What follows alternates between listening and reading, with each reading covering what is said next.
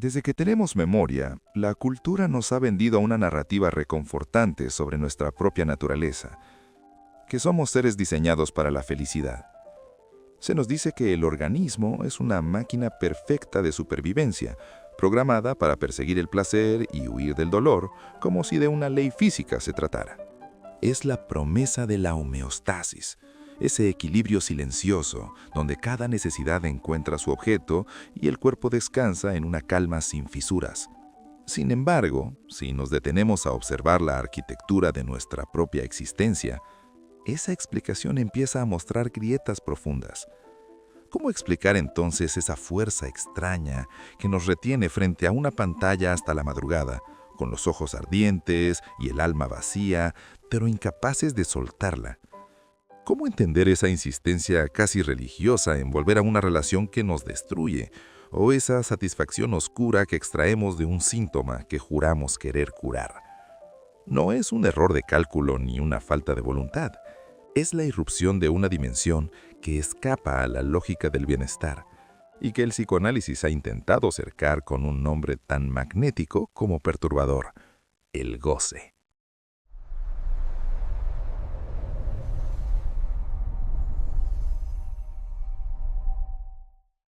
Para adentrarnos en este concepto, primero debemos aceptar un desafío. El goce es por definición aquello que escapa a la captura del lenguaje. No es un término con una frontera cerrada ni una definición unívoca. Es un agujero en la teoría que cada autor ha intentado bordear a su manera. Para Slavoj Žižek, el goce es esa sustancia política y obscena que sostiene nuestras ideologías. Para Jacques Salamilej, es el núcleo de la experiencia del cuerpo que no pasa por el sentido. En este video, intentaremos sintetizar esa ambigüedad para rastrear su origen. Un camino que comienza con un punto de quiebre en el pensamiento de Sigmund Freud.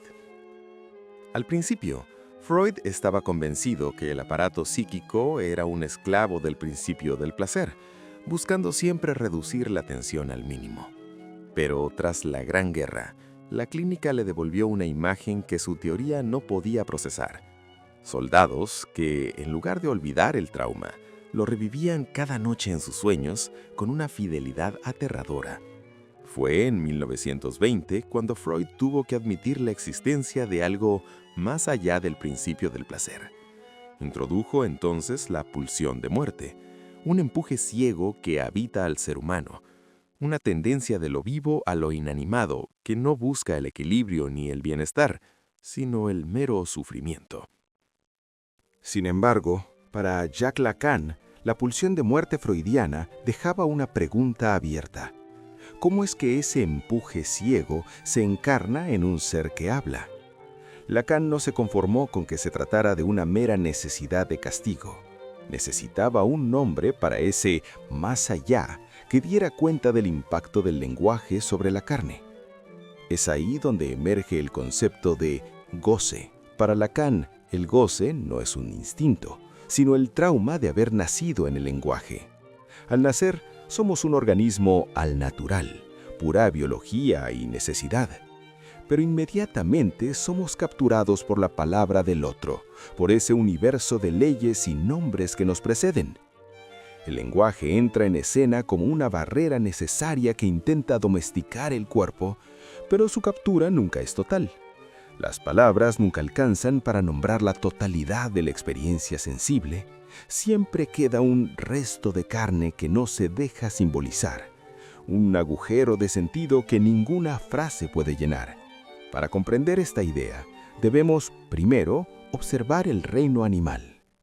Un león, por ejemplo, posee una brújula infalible, el instinto. Su organismo es una maquinaria regulada por la biología. Si tiene hambre, caza; si está saciado, duerme. Hay en él un equilibrio natural, una paz instintiva donde el cuerpo sabe exactamente cuándo detenerse. Pero el ser humano es el único animal que nace prematuro y cae, sin remedio, en un balde de palabras. Desde nuestro primer aliento, somos envueltos por el lenguaje de los otros. Frases como «qué bien comes», «no llores» o «mira qué gordo está» no son solo sonidos, son marcas que se hunden en nuestra carne. El lenguaje toca el organismo y al hacerlo, destruye la brújula del instinto. A partir de ese momento ya no habitamos un organismo, sino un cuerpo, un territorio desorientado que ya no sabe del todo cuándo parar.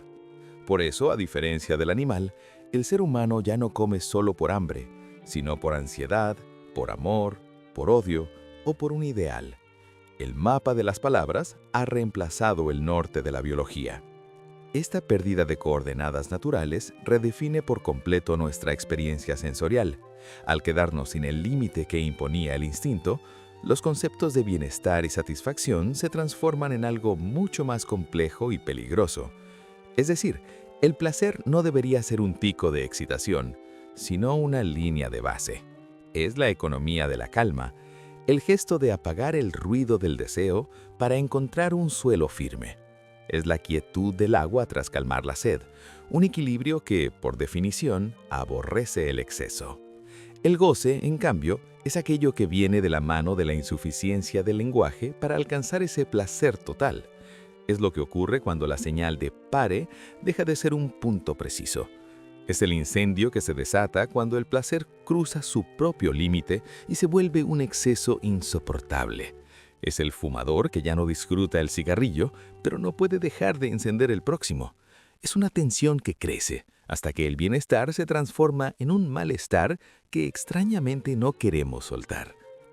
Lo vemos con claridad en algo tan cotidiano como las cosquillas en un niño. Al principio hay risa, un placer ligero, pero si se prolongan, la risa se vuelve espasmo, el cuerpo se retuerce y el juego empieza a rozar el sufrimiento. Sin embargo, en cuanto el adulto se detiene, el niño, aún jadeante y al borde del malestar, suele pedir más. Esa insistencia en un estímulo que ya duele es la esencia misma del goce. Un querer que ya no busca el bienestar, sino la intensidad pura. Esta es la paradoja de intentar recuperar una totalidad perdida. Al entrar en el lenguaje, somos fragmentados. Perdemos esa mítica plenitud de cuando éramos uno con el mundo. El goce es el intento fallido de saltar ese muro de palabras para volver a ser el todo o para alcanzar la satisfacción plena. Es como intentar llenar un vaso roto. Perdemos más y más intensidad en el cuerpo, pero la plenitud nunca llega. Lo que obtenemos tras ese empuje excesivo no es la satisfacción, sino el agotamiento o el dolor. Es la marca de un querer más que ignora las advertencias de la razón y que prefiere consumirse antes que aceptar su propia falta. Pero esta lucha interna por suturar lo imposible no ocurre de forma aislada. Se despliega siempre dentro de las coordenadas que la cultura nos impone. Porque este fuego que nos consume no arde en el vacío. Existe un orden, una arquitectura invisible que decide cómo y cuánto debemos arder. En tiempos de Freud, la ley era un muro de piedra, sólida, prohibitiva, victoriana. El sujeto vivía en la tensión de lo prohibido, y el exceso era una isla, un breve carnaval, una fiesta totémica donde por una noche se permitía romper la regla para luego regresar a la calma del deber. La ley ponía el límite, y el goce era la excepción. Sin embargo, si observamos el pulso de nuestra propia época, descubriremos una inversión de este orden. El muro de la prohibición ha caído. El nombre del Padre, ese gran garante de los límites que Lacan describió como el dique que contenía la inundación, se ha desmoronado. Y en su lugar no ha quedado la libertad, sino un mandato mucho más feroz. La cultura ya no nos dice no lo hagas, ahora nos grita, con la voz incansable del mercado, goza. Hemos pasado del exceso como excepción al exceso como obligación. Es aquí donde lo que Lacan llama discurso capitalista revela su verdadera naturaleza. No es un sistema que busca satisfacer necesidades, sino uno que alimenta el circuito de una pulsión que no conoce el basta. El capitalismo ha eliminado la espera, ha borrado el intervalo sagrado entre el deseo y el objeto. La frase «lo quiero y lo quiero ahora» no es un capricho, es el aire que respiramos. Al darnos todo de forma inmediata, se produce un cortocircuito en nuestra experiencia subjetiva, porque el deseo necesita de la falta para respirar, necesita que el objeto esté ausente para poder nombrarlo. Cuando la respuesta llega antes que la pregunta, cuando el algoritmo, programado para volvernos adictos, nos arroja el objeto a la cara antes de haberlo siquiera imaginado, el lenguaje deja de ser un filtro. El sujeto queda entonces expuesto a un goce desregulado, un goce al natural, que ya no pasa por la cultura, sino que golpea directamente el cuerpo. Al desvanecerse esos relatos colectivos y leyes incuestionables que antes daban sentido a nuestro sufrimiento, quedamos a solas con un imperativo de consumo que no tiene fin.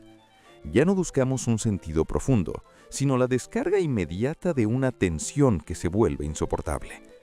Sin un límite simbólico que nos proteja, nos acercamos peligrosamente a una desregulación que nos vuelve extraños para nosotros mismos.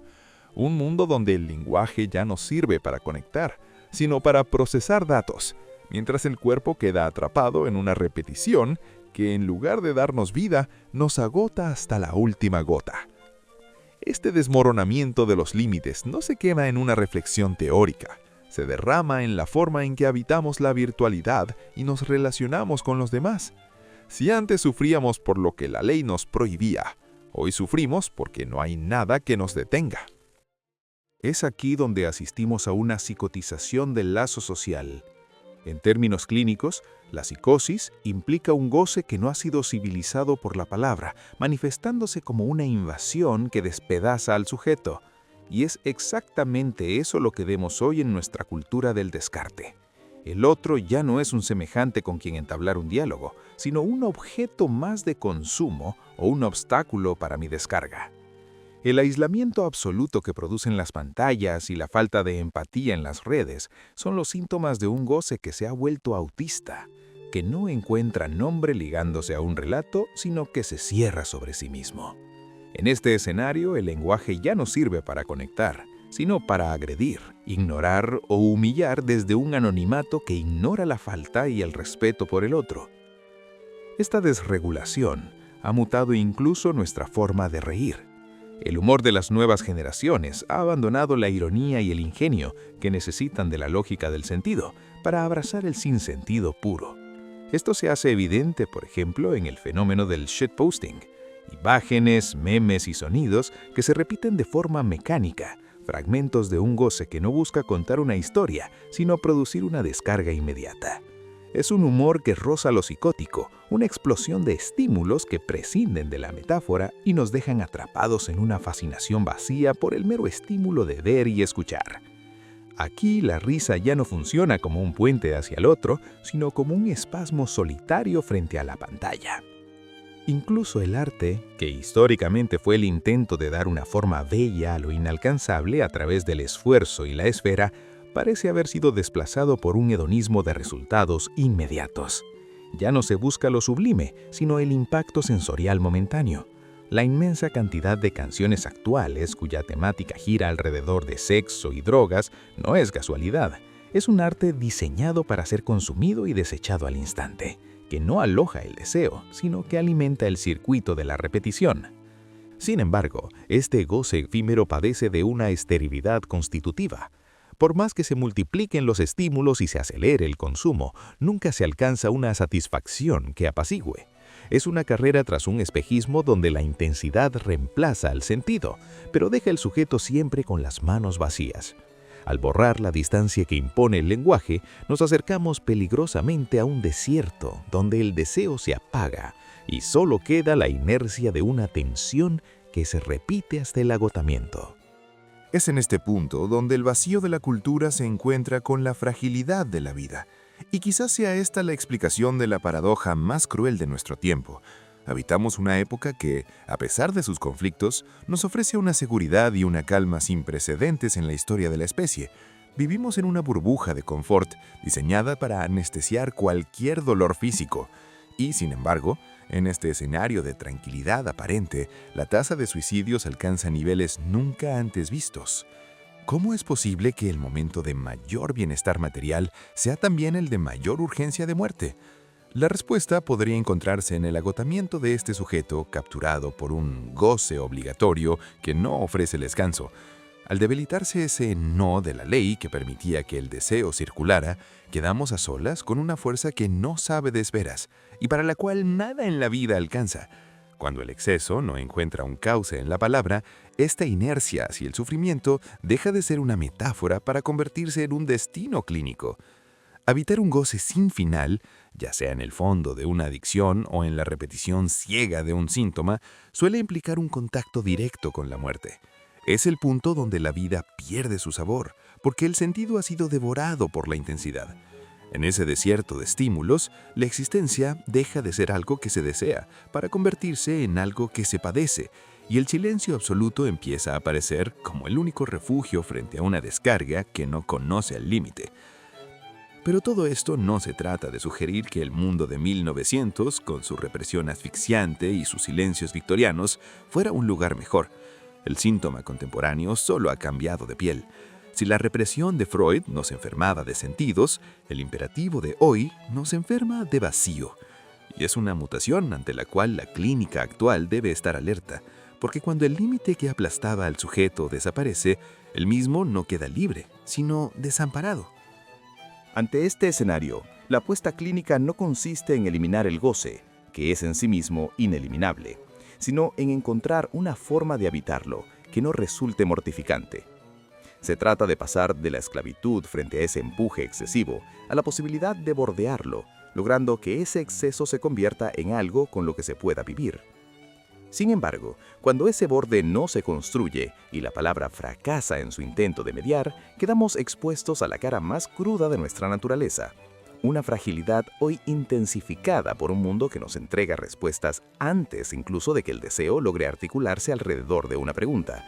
Algoritmos que anticipan lo que queremos ver, inteligencias artificiales que producen sentidos sin espera ni trabajo, objetos y estímulos disponibles de forma inmediata y sin costo subjetivo. En este contexto, la facilidad con la que todo se obtiene no alivia la tensión, sino que la acelera y lo vuelve más invasivo. Sin la barrera del lenguaje que nos protegía del desborde y sin el tiempo necesario para que el deseo se construya, El goce deja de ser una chispa vital para volverse una carga opaca, un empuje constante que desgasta el lazo con la existencia y nos desplaza hacia un silencio absoluto donde esa plenitud, al volverse desregulada, deja de ser una fiesta para convertirse en el incendio que termina por consumir al propio cuerpo que lo hospeda. Al final, este viaje nos revela una verdad incómoda, que a pesar de esta búsqueda de la plenitud que a todos nos habita, la vida solo se hace posible allí donde algo nos hace falta.